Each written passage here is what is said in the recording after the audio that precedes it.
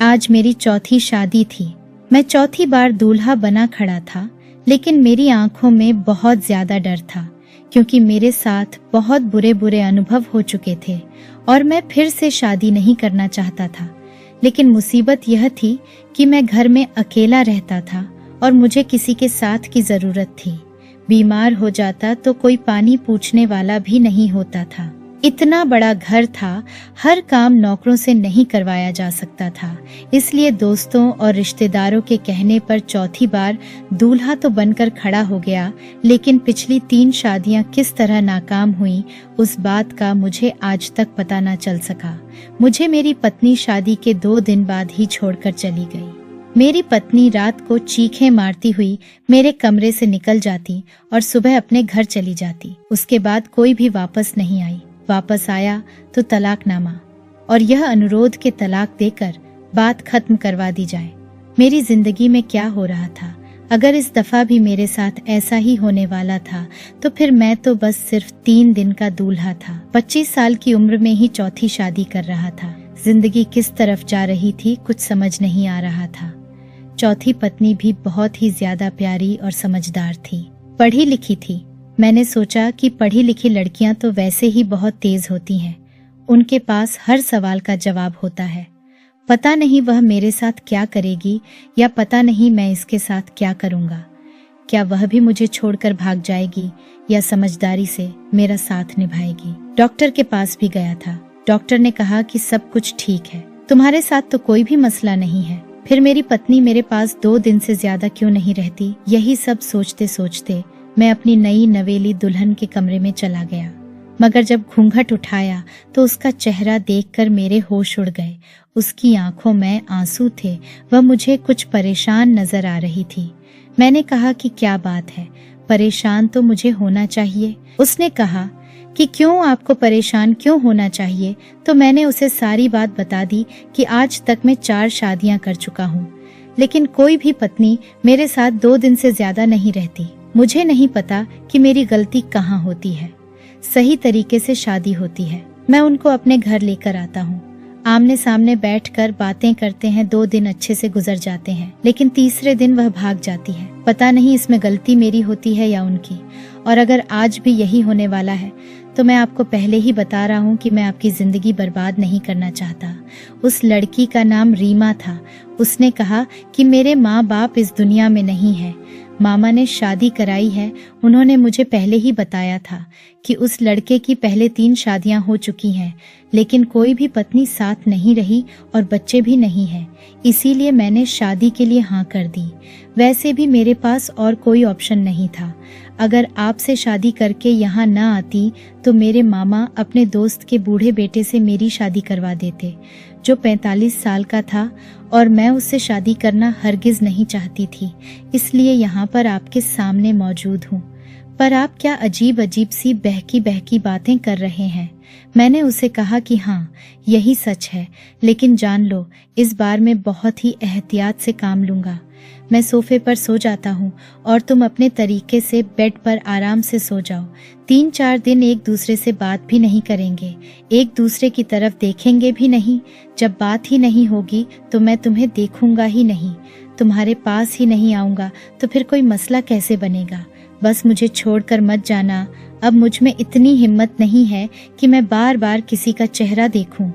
मुझे तुम अच्छी लगी हो, तुम समझदार लगती हो, बस तुम ही मेरे साथ रह जाओ। मेरी पत्नी ने कहा कि मैं समझदार हूँ और मेरे पास वापस जाने का कोई रास्ता भी नहीं है।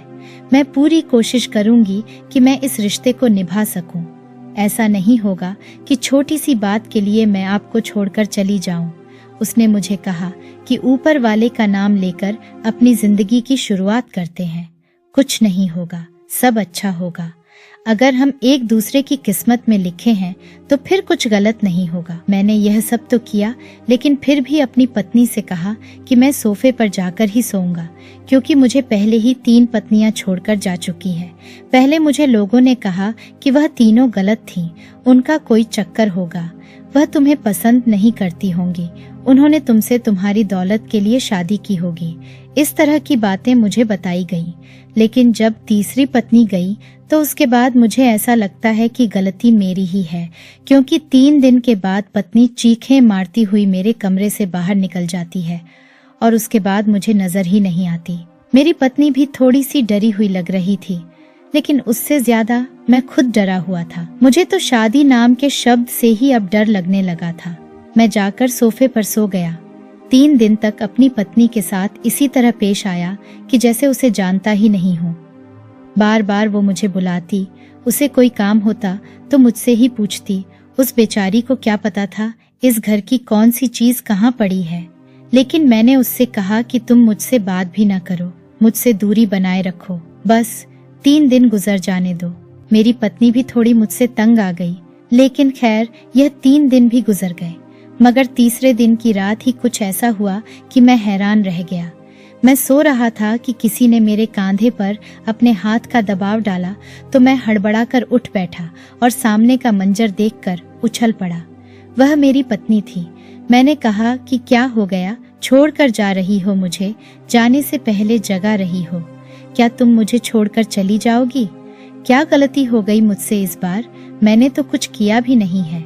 मैंने अपनी पत्नी को गौर से देखा तो उसके माथे पर एक जख्म लगा हुआ था। मैंने कहा कि क्या हुआ है तुम्हें, किसने किया है तुम्हारे साथ? मैंने किया है क्या, इसीलिए तुम मुझे छोड़कर जा रही हो? मैंने एक सांस में सब कुछ बोल दिया। जब मेरी पत्नी ने मेरा हाथ पकड़ा और कहा कि पहली बात यह है कि मैं आपको छोड़कर नहीं जा रही हूँ, और दूसरी बात यह कि मुझे पता चल गया है कि आपके साथ मामला क्या है और आपकी पत्नियां आपकी वजह से ही आपको छोड़कर गई हैं, लेकिन मैं नहीं जाऊंगी। मेरे साथ आइए, मैं आपको कुछ दिखाना चाहती हूँ। उसने मुझे अपने पास बैठाया और मोबाइल की स्क्रीन मेरी तरफ कि उसमें शायद उसने कोई वीडियो बनाई हुई थी जो वो मुझे दिखाना चाहती थी। वीडियो देखकर मेरे कदमों तले से जमीन निकल गई और माथे पर पसीना आ गया। दरअसल वीडियो में यह नजर आ रहा था कि अचानक से मुझे कोई दौरा पड़ा था। मैं पागलों की तरह चीजें उठा उठा कर फेंक रहा था और फिर अपनी पत्नी का पीछा करने लगता। फिर शायद मेरी पत्नी जमीन पर गिरी और भागती हुई कमरे से निकल गई। फिर हम दोनों ही वीडियो से गायब हो गए, लेकिन फिर वह वापस कमरे में आई और मैंने जब अपने आप को देखा तो हैरान रह गया कि मैं किस तरह अजीब तरीके से पेश आ रहा था। उसके बाद वीडियो बंद हो गई। मैंने अपनी पत्नी को देखा और कहा कि यह सब मैंने किया है, तो उसने कहा कि आपको एक बीमारी है जिसमें आपको दौरे पड़ते हैं। मैंने उस बीमारी के बारे में ज्यादा पढ़ा तो नहीं है, लेकिन कॉलेज में थोड़ा बहुत पढ़ा था, इसलिए मुझे अंदाजा हो गया है। मैंने कहा कि ये जख्म तो तुम्हें मेरी वजह से लगा है ना, इसका मतलब कि मैं पागल हूँ? मेरी पत्नी ने कहा कि नहीं, आप पागल नहीं हैं, आपका इलाज हो सकता है। हम डॉक्टर के पास जाएंगे और मैं आपको छोड़कर नहीं जाऊंगी। हम डॉक्टर के पास गए। डॉक्टर ने भी कुछ ऐसी ही बातें बताई। उसने कहा कि यह बीमारी किसी को भी हो सकती है। यह बीमारी ज्यादातर औरतों में होती है। इसका नाम हिस्टीरिया है, लेकिन यह मर्दों को भी हो जाती है। आपको भी है और इसकी कोई वजह नहीं होती। अपने दिमाग में अच्छी बातें सोचें, हम आपको दवाई देंगे। अपनी पत्नी के साथ रहे, आपको मोहब्बत की जरूरत है और आप बिल्कुल ठीक हो जाएंगे। और ऐसा ही हुआ। मेरी पत्नी ने मेरा ख्याल रखा। अक्सर उसको जख्म लगे हुए होते क्योंकि मुझे दौरे पड़ते थे और मैं सुबह यह सब भूल जाता था, लेकिन फिर भी मेरी पत्नी ने मेरा साथ निभाया और प्यार, मोहब्बत और सेवा से मुझे बिल्कुल ठीक कर दिया। और फिर काफी अरसा गुजर गया कि मुझे कोई दौरा नहीं पड़ा। उसके बाद हम लोगों ने भी नॉर्मल लोगों की तरह रहना शुरू कर दिया। दरअसल मुझे वाकई इतने खतरनाक दौरे पड़ते थे कि मेरी आवाज भी बदल जाती थी और मैं बिल्कुल पागल हो जाता था और सामने वाले पर हमला कर देता था। लेकिन मेरी यह वाली पत्नी समझदार थी, जिसने सब कुछ बर्दाश्त किया, इसलिए यह सब आसान नहीं था। वो मेरे लिए बहुत परेशान रहती थी, लेकिन ठीक होने के बाद मैंने उसको अपने दिल और अपने घर की मलिका बनाकर रखा और इतनी खुशियां देने का इरादा किया कि वो सब भूल जाए, क्योंकि वह वाकई खुशियों की हकदार थी। अगर आपको हमारी ये कहानी पसंद आई है तो वीडियो को लाइक और चैनल को सब्सक्राइब करना मत भूलिएगा और कमेंट करके इस कहानी के बारे में अपनी कीमती राय जरूर दीजिएगा।